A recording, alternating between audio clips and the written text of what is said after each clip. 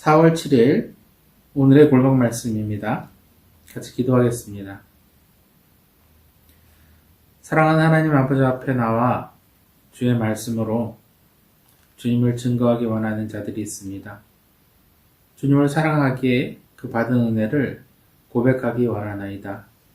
주여 말씀으로 깨우쳐 증거하게 하여 주시옵소서. 예수님의 이름으로 기도합니다. 아멘. 하나님의 말씀은 고린도서 12장 14절에서 19절 말씀입니다. 보라, 내가 이제 세 번째 너희에게 가기를 준비하였으나 너희에게 폐를 끼치지 아니하리니 내가 구하는 것은 너희의 재물이 아니요 오직 너희니라. 어린아이가 부모를 위하여 재물을 저축하는 것이 아니요 부모가 어린아이를 위하여 하느니라.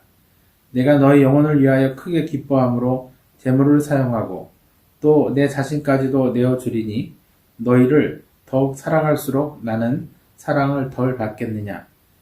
하여간 어떤 이의 말이 내가 너희에게 짐을 지우지는 아니하였을지라도 교활한 자가 되어 너희를 속임수로 취하였다 하니 내가 너희에게 보낸 자 중에 누구도 너희의 이득을 취하였더냐. 내가 디도를 권하고 함께한 형제를 보내었으니 디도가 너희에게 이득을 취하였더냐. 우리가 동일한 성령으로 행하지 아니하더냐. 동일한 보조로 하지 아니하더냐. 너희는 이때까지 우리가 자기 변명을 하는 줄로 생각하는구나. 우리는 그리스도 안에서 하나님 앞에 말하노라. 사랑하는 자들아, 이 모든 것은 너희의 덕을 세우기 위함이니라.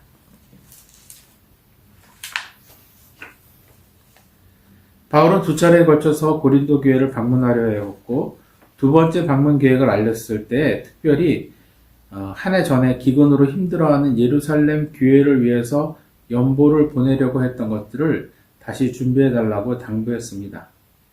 그런데 디도와 다른 한 형제가 이 편지를 가지고 고린도에 갔을 때 다시 좋지 못한 소식이 들려왔습니다. 바울이 요청한 연보에 대해서 의혹이 일어난 것입니다. 바울이 금액의 문제가 아니라 최선을 다하는 마음이 중요하다고 강조했지만 이것이 과한 헌금을 요구하는 것으로 여겨졌거나 그렇지 않다면 선동하는 사람들에 의해서 부딪혀 자초될 위기에 처한 것입니다. 보라, 내가 이제 세 번째 너희에게 가기를 준비하였으나 너희에게 폐를 끼치지 아니하리니 내가 구하는 것은 너희의 재물이 아니요 오직 너희니라. 어린아이가 부모를 위하여 재물을 저축하는 것이 아니요 부모가 어린아이를 위하여 하느니라. 바울은 당시 당면하게 된 자신의 방문에 대해서 반대하는 이들에게 그가 가려는 목적이 재물이 아니라고 분명하게 강조합니다. 바울은 영적인 부모로서 자신이 쓸 것은 자신이 부담할 것이고 어떤 개인적인 경제적 도움도 요구하지 않을 것이라고 말하고 있지요. 바울은 자신이 대접받지 못한다고 하였다고 해서 자신이 덜 사랑받는 것도 아니라고 말하고 있습니다.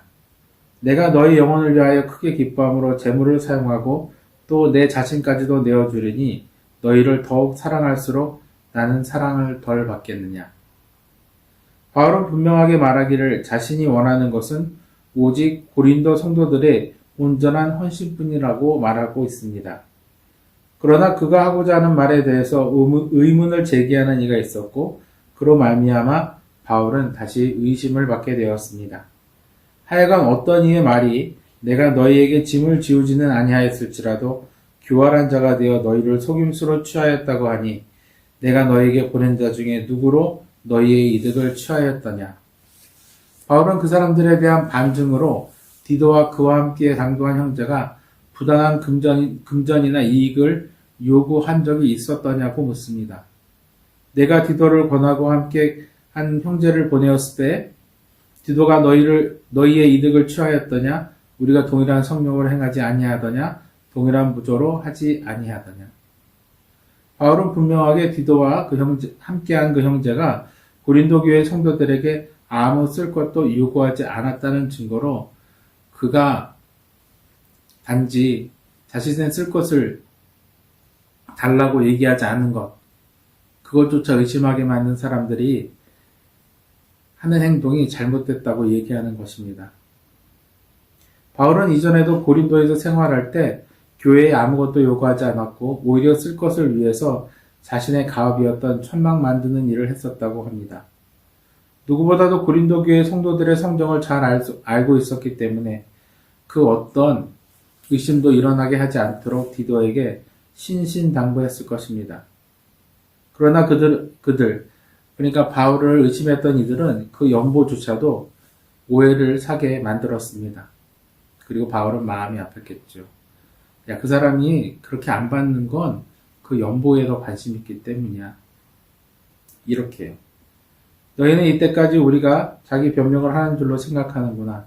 우리는 그리스도 안에서 하나님 앞에 말하노라. 사랑하는 자들아, 이 모든 것은 너희의 덕을 세우기 위함이니라.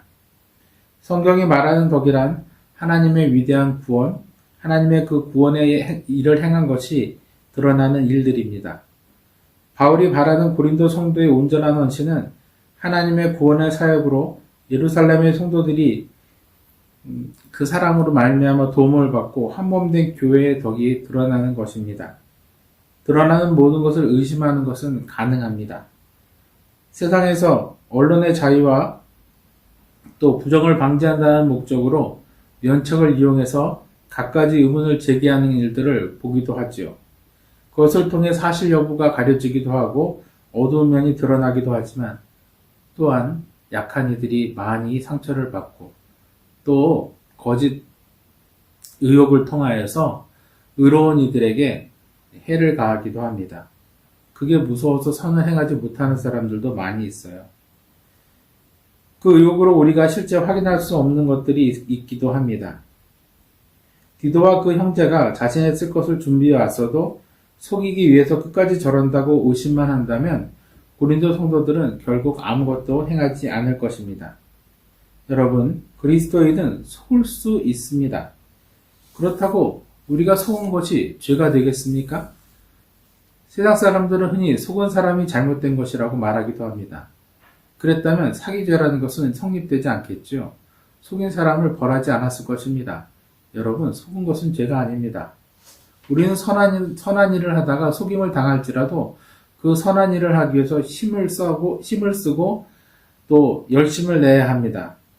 갈라디아서 6장 9절과 10절엔 이렇게 얘기합니다. 선한 일을 하다가 낙심하지 맙시다. 지쳐서 넘어지지 않으면 때가 이를 때 거두게 될 것입니다. 선한 일 하다가 잘못될 수도 있지만 그렇다고 포기해서는 안 됩니다. 주님 오시는 날에 다 보상받을 것입니다. 그러므로 기회가 있을 동안에 모든 사람에게 선한 일을 합시다. 특히 믿음의 식구들에게 더욱 그렇게 합시다.